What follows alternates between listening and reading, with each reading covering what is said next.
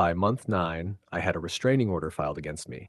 By month 11, I had evidence that could put someone in prison. And by month 12, I burned the whole thing down. Let me take you back to January. I'm a regular homeowner, quiet street, decent neighbors, nothing exciting ever happens. I'd lived there 3 years and never once set foot in an HOA meeting. Nobody did.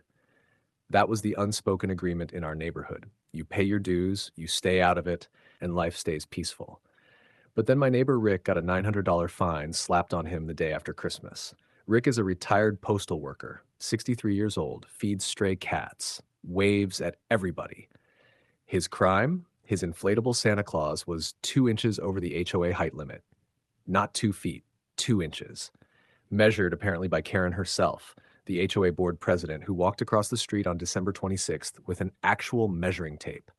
I went to the next meeting just to ask one question on Rick's behalf. One question. That's all I wanted.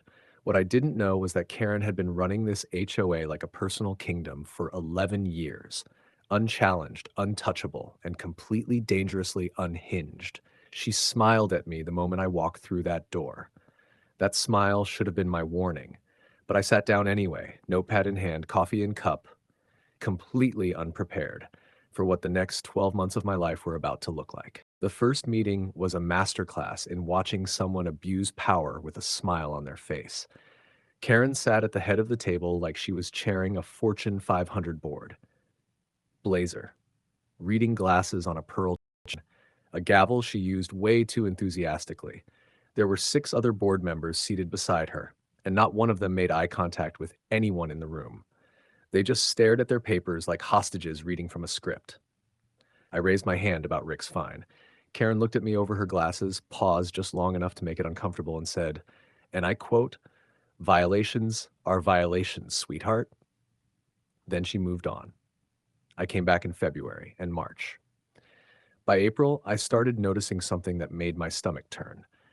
Every single contractor hired for neighborhood maintenance, the landscapers, the gate repair company, the parking lot resurfacing crew, they all had one thing in common. They were all owned by Karen's brother-in-law, Dennis. I dug into the HOA's financials, which by law are available to any resident. What I found was ugly. The reserve fund, meant to cover major repairs for the entire community, had dropped from $340,000 to just under $40,000 in 4 years. Yet the maintenance invoices showed premium pricing. Someone was getting paid and someone else was pocketing the difference. I printed everything. I brought it to the May meeting. Karen looked at my folder, looked at me, and laughed. That was the last time she ever laughed at me. If this story is already making your blood boil, hit that like button and subscribe because we are only just getting started. Share this with every homeowner you know because what's coming next will absolutely floor you. And drop a comment below. Tell us where in the world you're watching from. Are you dealing with your own Karen right now? Let us know. We read every single one. After the May meeting, things got personal. Within 2 weeks of me presenting those financials, I received seven violation notices in my mailbox. My mailbox post was non-compliant. My welcome mat was an unapproved color. My car was parked 3 inches over my own driveway line. Every single notice was signed personally by Karen. She wasn't even hiding it. This was a message, and the message was clear. Sit down, shut up, or get buried in fines. I didn't sit down. I started documenting everything. Every meeting, every notice, every conversation, recorded, photographed, time-stamped. I built a spreadsheet that would make an accountant cry, and I wasn't alone anymore. Rick had joined me. So had a young couple named Marcus and Diane who'd been fined for having a wheelchair ramp installed without board aesthetic approval. A wheelchair ramp. For Diane's mother. Then came the twist that changed everything. In August, a woman named Linda, a quiet, older board member who had barely spoken a word in 8 months of meetings, slipped a folded piece of paper across the table to me during a recess. I opened it in the parking lot. It was a bank transfer statement.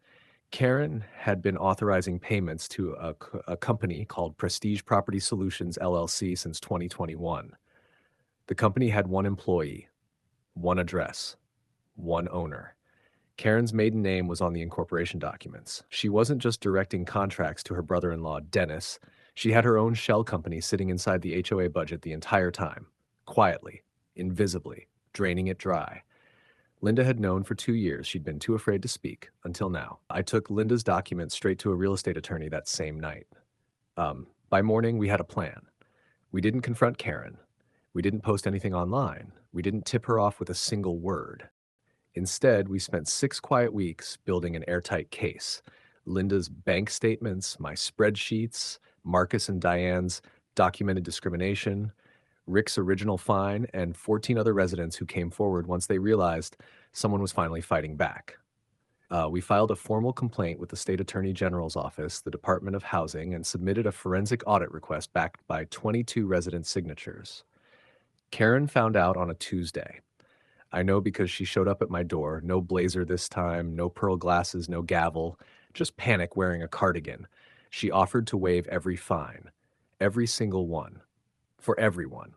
I told her it was too late. 3 weeks later, Karen resigned from the board in a letter that described her departure as a personal decision to pursue other passions. Dennis's contracts were terminated.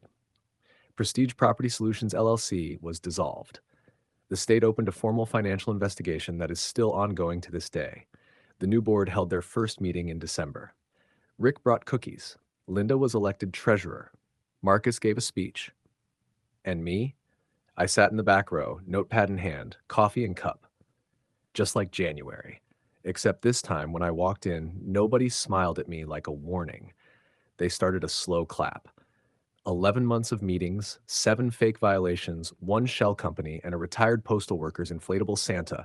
That's all it took to bring down an 11-year kingdom. Never underestimate a quiet person with a spreadsheet. And that is how you burn it all down legally. If this story had you glued from beginning to end, like this video right now, it genuinely helps more people find this content. Subscribe if you're new, because we have more stories like this that will make your jaw hit the floor. Share this with every homeowner, every neighbor, every person you know stuck under a tyrant with a gavel. And leave a comment. Where are you watching from, and do you have your own Karen story? Drop it below. We want to hear everything.